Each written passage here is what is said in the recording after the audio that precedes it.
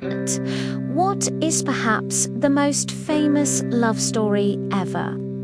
Romeo and Juliet, of course. But these star-crossed lovers pale in comparison to an actual medieval couple whose tale is even more tragic. Heloise and Abelard's forbidden romance took place in Paris during the 12th century and was condemned by the Church for going against God's natural order. So, who were they, and why should we care about their love story today? Before we begin, make sure to subscribe so you never miss out on any of our videos. And if you love all things history, stay tuned for daily historical tales. Let's meet Abelard, one of the brightest lights of medieval philosophy. Peter Abelard was born into a family of modest means in the village of Palette in northern France around the year 1070. His father died when he was very young, and his mother sent him to live with a maternal uncle in the city of Paris. At the time, Paris was one of Europe's great intellectual centers. And it is here where Abelard received his education before going on to become a teacher himself. By the time he was 26, he had written several influential theological treatises and founded his own school in the city. Abelard's lectures attracted students from across Europe, and he became well known for his progressive views. He challenged the prevailing idea that faith and reason were incompatible, arguing instead that the two were complementary. This made him some powerful enemies among the conservative clergy, but Abelard didn't care. His fame was growing, and he basked in the attention. Among his many students was a bright young woman named Heloise. We don't know much about her early life, but it seems she came from a noble family and was well educated for a woman of the time. It also seems that she had a crush on her teacher, as was common for many of his female students. Abelard encouraged such admiration, praising them as the flowers of his garden. He wrote that he enjoyed the company of his female students and allowed them to sit at the front of his class, where he could admire them while teaching. But it was only after Heloise's father died that Abelard began having a relationship with his student. There is no record of how old she was when they began their affair, but it was probably around 18 years old. The scandal becomes public. Unfortunately for the couple, Paris gossip was quick to pick up on the scandalous relationship. Rumors spread quickly throughout the city and soon reached the ears of the Archbishop, who summoned Abelard to his office to explain the situation. The Archbishop warned Abelard that he would excommunicate him if he didn't end the relationship. But Abelard refused, declaring that he was innocent of any wrongdoing. This emboldened the gossips further, and soon the whole city was buzzing with talk of Abelard and Heloise's relationship. To make matters worse, a former colleague of Abelard's wrote a sensationalist pamphlet detailing the affair and had it distributed throughout Paris. The damage was done. Abelard's reputation was in tatters, and he knew he had to do something to save face. In 1141, he announced that he was leaving Paris and would be returning to his hometown of Palette. But before he left, he did something that would shock the citizens of Paris. He shaved his head and donned the robes of a monk. Then he marched down to the church and handed over his old life to God. Abelard thought this would put an end end to the scandal, but he was wrong.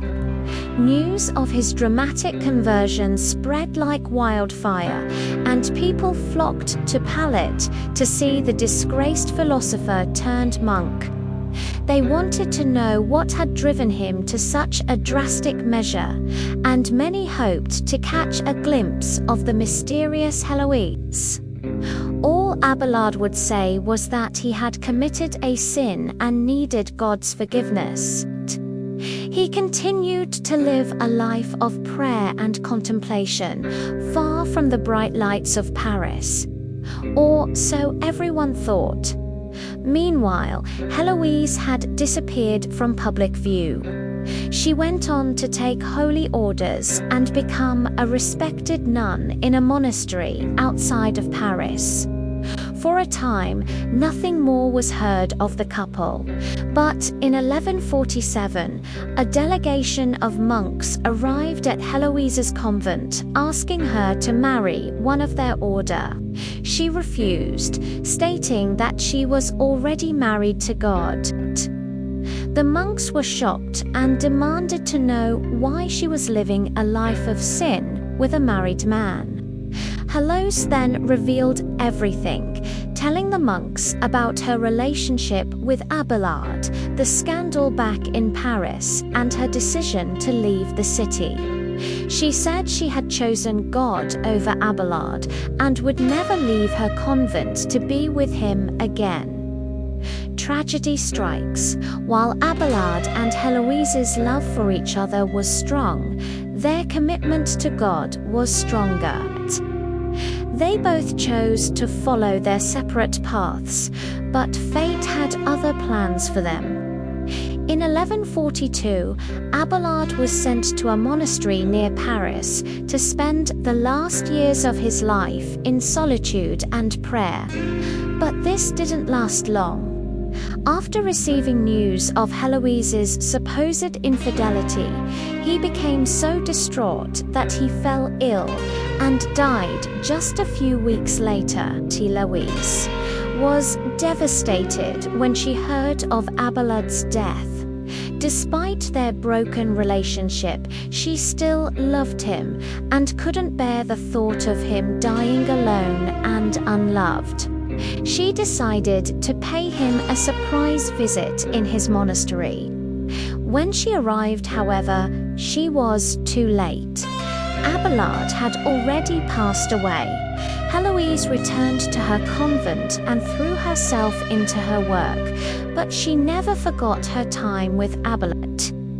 She continued to pray for him and even wrote him several letters, which she hid away in a secret compartment in her room. The letters were filled with longing and regret, and in them, Heloise poured out her heart to the one true love of her life. She wrote, "My only consolation now is to pour out my heart freely to you, since I can no longer do so in person." However, she never sent the letters to him, and it seems that she kept them hidden until her death. Love letters to survive the centuries. Heloise and Abelard's story might have ended tragically, but their legacy lived on through their love letters. After Heloise died, the secret compartment in her room was discovered and the letters taken out for centuries. They were passed down through the various abbots of the convent until they eventually fell into the hands of a French monk named Jean, who published them in 1272. The book was an immediate success and went through several editions in the following decades. Their popularity led to the composition of several poems and plays based on the letters, and Heloise and Abelard's story soon became a staple of medieval romance. Even though Heloise and Abelard's love story is a tragic one, there are some happy elements to it. First and foremost, their story has survived for us to read today. Thanks to Heloise's secret compartment and the publication of their letters, we can get a glimpse into the mind of a medieval couple in love. We can see how they expressed their feelings for each other and what their relationship meant to them. Secondly, their story is a reminder that love knows no bounds. Abelard and Heloise came from different social classes, but their love for each other transcended those differences. They were willing to risk everything for each other, and in doing so, they created a love story that has become the stuff of legend. Finally, their story is a reminder that love doesn't always conquer all. Sometimes it's not enough to overcome the obstacles in your way. Abelard and Heloise loved each other deeply, but their love wasn't enough to keep them together. Fate had other plans for them, and they were ultimately forced to go their separate ways. What did you think of Heloise and Abelard's love story? Let us know in the comments below. And don't forget to stay updated. See you next time.